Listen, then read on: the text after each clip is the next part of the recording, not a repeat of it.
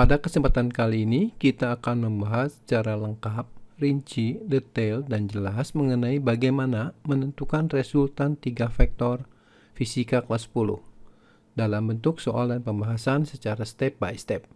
Masih bersama saya, Pak Willy.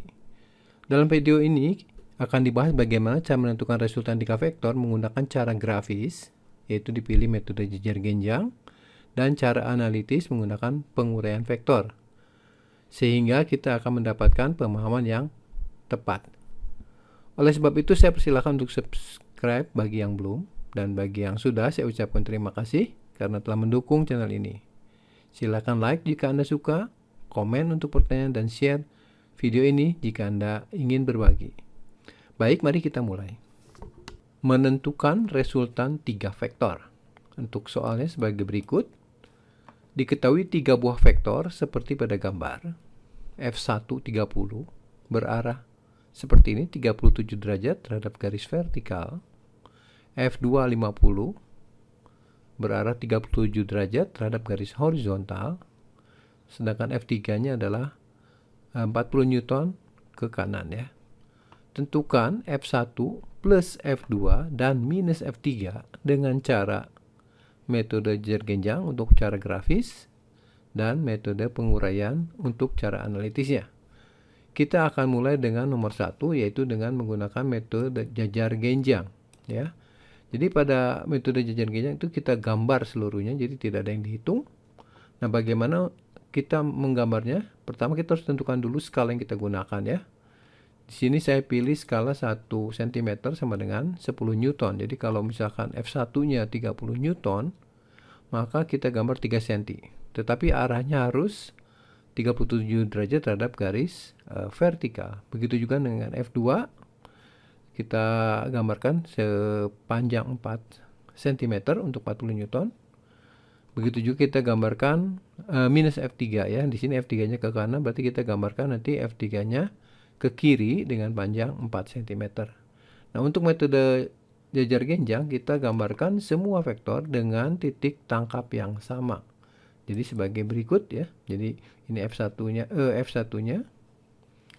kemudian F2-nya dan min F3. Karena ini ditanya adalah minus F3. F3-nya ke kanan, jadi kita gambarkan min F3-nya ke kiri. Nah, untuk menjumlahkan ketiga vektor ini, kita bisa banyak pilihan. Caranya F1 terhadap F2 dulu kita jumlahkan, atau F2 minus F3, atau bahkan F1 minus F3. Nah, untuk itu saya pilih F1 tambah F2 dulu ya. Oke. Jadi kita gambarkan jejer genjangnya seperti ini ya. Jadi tarik garis jajar dengan F2 ini dari ujung F1. Kemudian lakukan penggambaran garis jajar F1 tapi di ujung F2. Nanti ketemu titik potong. Inilah resultan F1 plus F2-nya. Jadi yang F1 tambah F2-nya kita sudah gambarkan. Nah, bagaimana dengan min F3 ya? Tentu saja kita lakukan hal sama, kita buat jejer genjang yang dibentuk antara min F3 dengan F1 tambah F2. Jadi gambarnya sebagai berikut ya. Ini sejajar F3, min F3 ya, tapi di ujung F1 tambah F2, dan garis ini adalah sejajar F1 tambah F2, tetapi kita mulai dari ujung min F3 sehingga ketemu titik potong, dan inilah yang merah ini adalah resultan F1 tambah F2 minus F3. Nah, bagaimana cara menghitung panjangnya dan arahnya?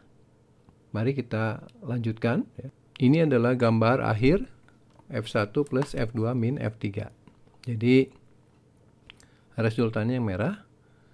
Kemudian untuk mengukur sudut kita tetapkan saja terhadap sumbu X positif ya, terhadap garis datar.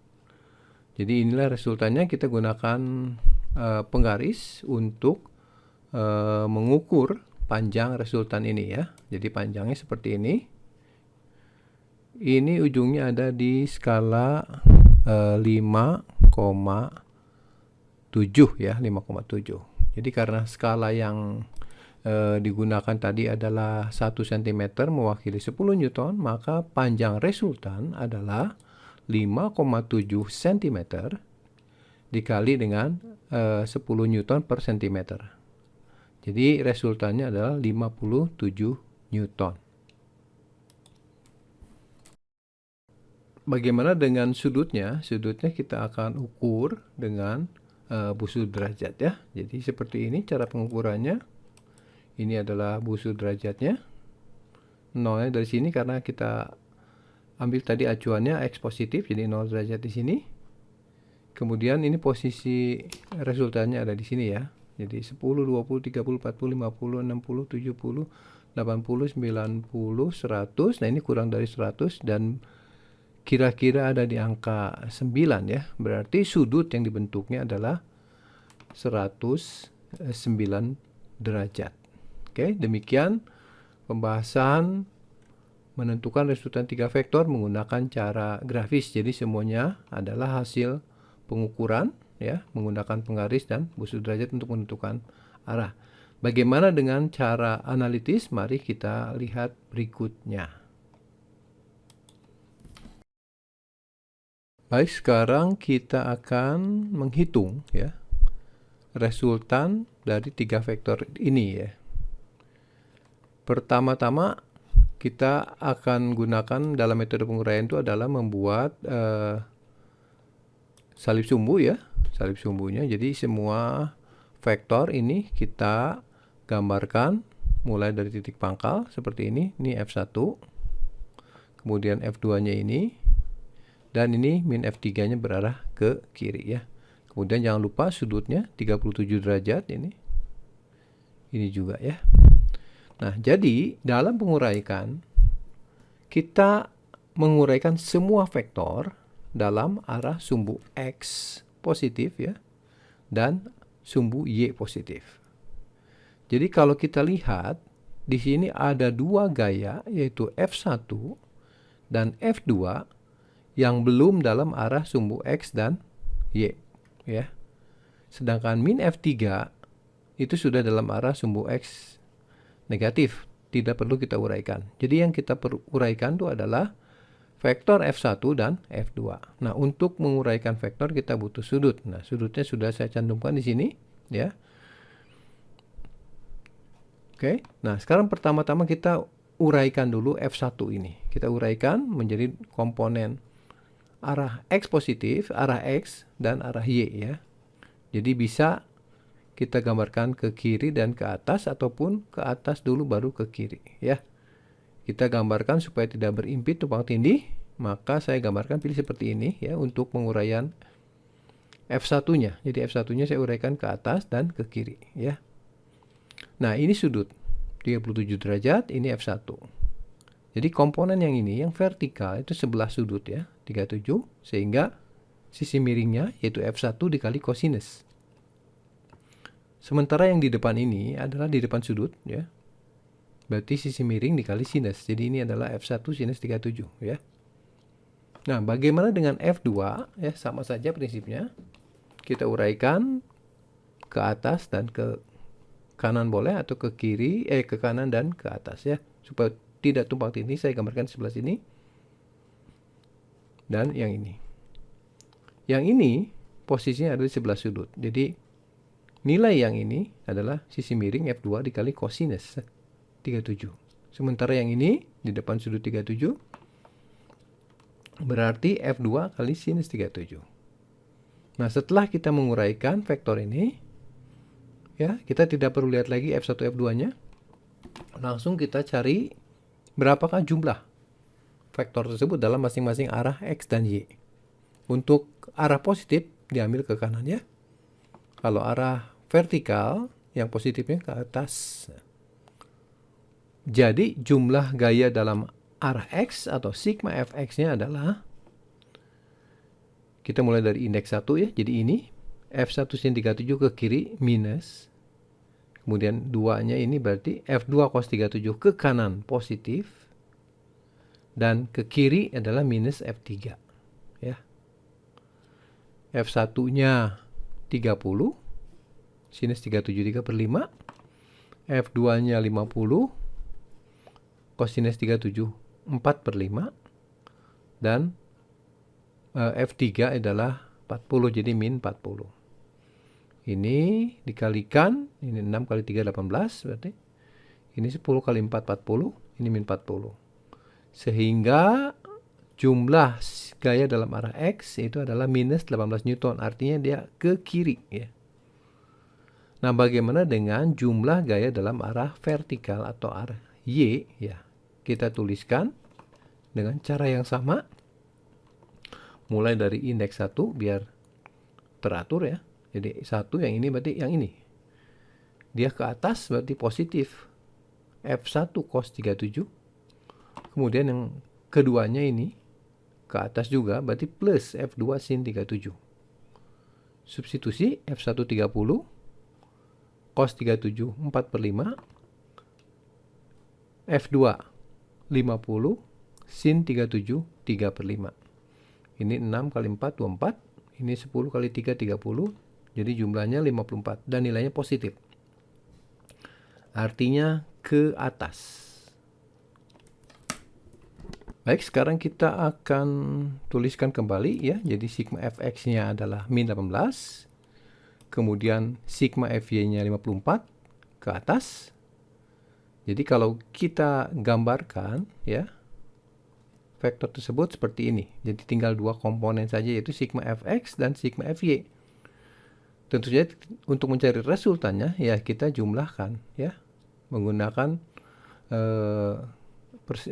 persegi panjang ya atau diagonalnya, yaitu ini ya, atau metode jajaran genjang pilih. Jadi ini titik potongnya sehingga resultannya adalah ini. Nah, berapa besar panjang ini? Ya tentu saja ini adalah sisi miring. Jadi kalau kita menghitung resultan kita gunakan Pythagoras saja dari komponen sigma fx dan sigma fy-nya. Jadi minus 18 kuadrat plus 54 kuadrat. Ini kebetulan kedua-duanya adalah kelipatan 18. Jadi tipsnya kita keluarkan 18 dari bentuk akar. Akar untuk jadi 18 1 ya.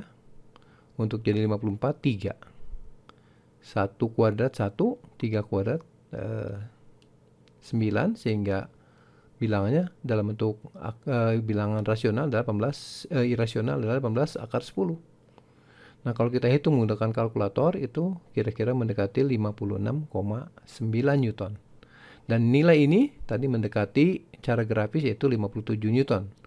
Ya tentu saja ada perbedaan antara cara grafis dan analitis. Yang lebih tepat adalah cara analitis karena ini adalah dihitung. Kalau grafis itu adalah menggunakan penggambaran sehingga kemungkinan ada kesalahan, tapi kesalahannya cukup kecil ya dibandingkan dengan nilai ini ya. Dibandingkan tadi cara grafis adalah 57 Newton.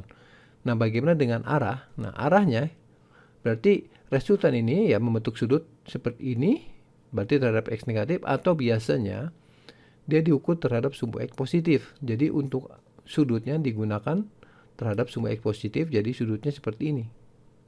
Ini untuk menyelesaikan sudut ini kita bisa cari sudut yang kecilnya terlebih dahulu ya. Nanti 180 dikurangi sudut terkecil ini ya. Yang jelas ini resultannya ada di kuadran 2 ya. Mari kita hitung tangen tetanya ya. Tangen teta tentu saja adalah yang ini, misalkan sigma fy dibagi sigma fx. Kalau kita masukin tanda minus berarti nanti min 3. Nah, min 3 ini harus jawabannya dalam kuadran 2 ya. Karena apa? Karena tangen teta itu adalah sin bagi cos. Sinusnya positif, kosinusnya negatif, itu adalah sudut di kuadran 2. Ya, kalau kita gunakan kalkulator itu sudutnya pasti lancip ya. Jadi nanti dapatkan angka 72 ya yang ini. Sehingga untuk sudut terhadap sumbu X positif ya 180 dikurangi 72. Jadi 108 derajat.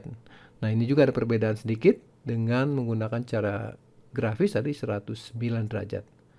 Tapi itu tidak banyak masalah karena nilainya mendekati ya. Kalau kita gambar dengan baik maka hasilnya akan mendekati ya. Jadi 72 itu adalah sudut yang ininya ya. Oke, jadi demikianlah pembahasan mengenai cara menentukan resultan 3 vektor menggunakan cara grafis dan analitis. Semoga bisa membantu. Demikian pembahasan mengenai menentukan resultan 3 vektor fisika kelas 10 dalam bentuk soal dan pembahasan secara step by step. Saya berharap teman-teman bisa memahami apa yang saya jelaskan. Jika ada pertanyaan mengenai isi video ini, silakan tinggalkan komen. Dan bila teman-teman suka, silakan like. Dan jangan lupa tekan lonceng notifikasi untuk mendapatkan info terbaru mengenai video dari channel saya ini.